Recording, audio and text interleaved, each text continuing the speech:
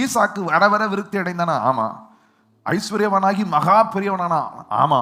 ஆனால் அதெல்லாம் எங்கே துவங்கினது என்று கேட்பீர்கள் என்றால், ஈசாக்கு விதைத்தான். ஈசாக்கு அந்த தேசத்திலே இதை விதைத்தான். கர்த்தர் அவனை ஆசீர்வதித்ததினால் அந்த வருஷத்திலே, எந்த தேசத்திலே, எந்த வருஷம்? ஆபிரகாமின் நாட்களில் உண்டான பஞ்சத்தை அல்லாமல் பின்னும் ஒரு பஞ்சம். அப்ப எந்த வருஷம்? பஞ்சம் நிறைந்த வருஷம்.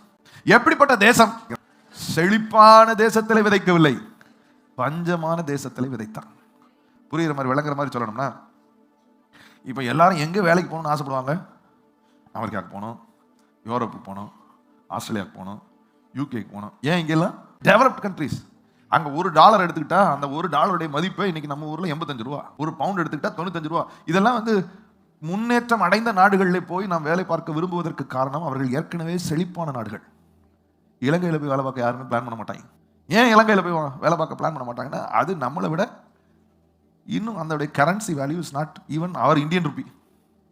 அந்த வருஷத்துல அவனை ஆசீர்வதித்தாரே, அவன் எந்த தேசத்துல விதைத்தான்? அமெரிக்கால, யூரோப்ல இல்ல, அவன் இலங்கையில் போனான். கர்த்தருடைய சொல்லை கேட்டு பஞ்சபூமியிலே விதைத்தான். அந்த தேசம் அந்த வருஷத்துல, எந்த வருஷம்? பஞ்சம் நிறைந்த வருஷத்துல இவனுக்கு மாத்திரம் 100 மடங்கு பலனை கொடுத்தது. அப்படியே தான் இந்த தேசத்திலே இந்த வருஷத்திலே கர்த்தர் உங்களை 100 மடங்கு பலனை பார்க்க